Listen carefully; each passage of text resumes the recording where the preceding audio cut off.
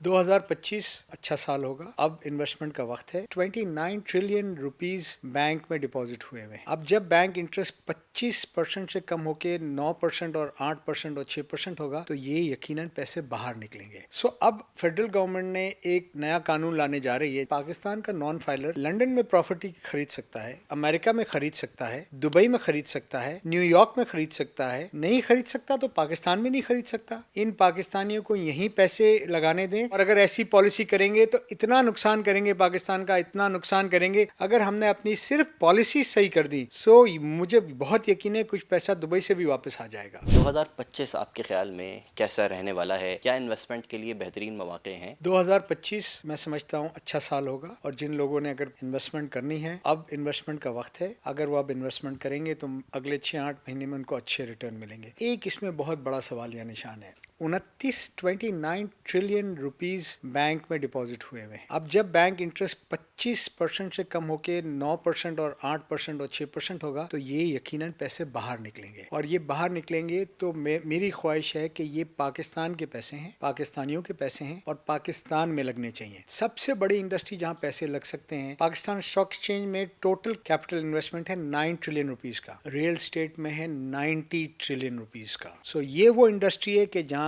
एक आम आदमी बहुत कंफर्टेबल फील करता है, कोई मकान लेने के लिए, कोई दुकान लेने के लिए, कोई शोरूम लेने के लिए। सो अब फेडरल गवर्नमेंट ने एक नया कानून लाने जा रही है जो अभी असेंबली में पेश करने जा रही है। वो कहते हैं कि पाकिस्तान में नॉन फाइलर 4 मिलियन रुपए से ऊपर की प्रॉपर्टी नहीं खरीद सकता और जो फाइलर भी है उसमें एलिजिबल फाइलर खरीद सकता है। तो मैंने उनसे सवाल किया कि भाई पाकिस्तान का नॉन फाइलर लंदन में प्रॉपर्टी खरीद सकता है, अमेरिका में खरीद सकता है, दुबई में खरीद सकता है, न्यूयॉर्क में खरीद सकता है, नहीं खरीद सकता तो पाकिस्तान में नहीं खरीद सकता। मेरे समझ से बाहर है। फिर आप ये एक और कॉन्सेप्ट लेके आ रहे हैं कि एलिजिबल फाइलर। वो ये कहते हैं कि अगर आपकी किताब में आपके पास 1 करोड़ रुपए हैं सो आप 1 करोड़ 30 लाख रुपए तक की प्रॉपर्टी खरीद सकते हैं। हमारी इंडस्ट्री के लिए जमीन रॉ मटेरियल है। सो हम ये समझते हैं कि क्यों 1 करोड़ 30 लाख रुपए। किसी फैक्ट्री से आप पूछते हैं कॉटन वाले से, जो जिनिंग वाले से, कि कॉटन कितने की खरीदी है या कितनी पड़ी है। आप पाकिस्तानियों को रिस्ट्रिक्ट नहीं करें प्रॉपर्टी खरीदने पे। इन पाकिस्तानियों को यहीं पैसे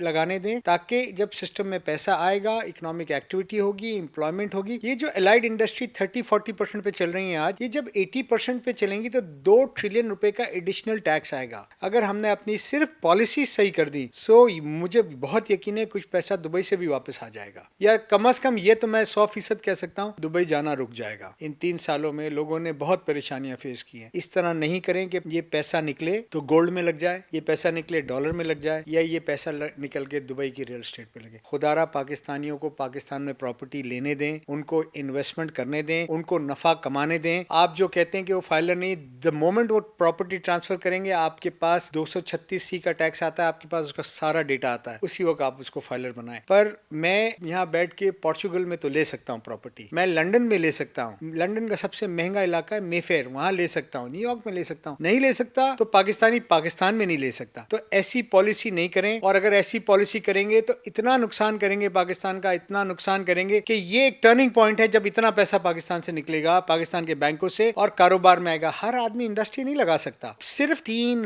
लाख लोग फायदा उठाते हैं स्टॉक एक्सचेंज से आज तक। कंस्ट्रक्शन में 10 मिलियन लोगों का रोजगार है, 1 करोड़ लोगों का। आफ्टर एग्रीकल्चर सबसे बड़ी इंडस्ट्री है। 74 इंडस्ट्री साथ चलती हैं। 12 मिलियन मकानों का शॉर्टेज है और इसमें देखें पाकिस्तान मकान खरीदने वाला भी पाकिस्तानी, बनाने वाला भी पाकिस्तानी, जमीन भी पाकिस्तान की, और जो इसमें सरिया, रेत, सीमेंट, क्रश लगता है ये भी पाकिस्तान का। लिहाजा जब हम देखते हैं अपने 1.5-2 घंटे की फ्लाइट पे कि पूरा दुबई यूएई ये कंस्ट्रक्शन एक्टिविटी से बना, आज सऊदी अरब कंस्ट्रक्शन एक्टिविटी से बनने जा रहा है, कतर हमें बुला रहा है कि आए वहां काम करें।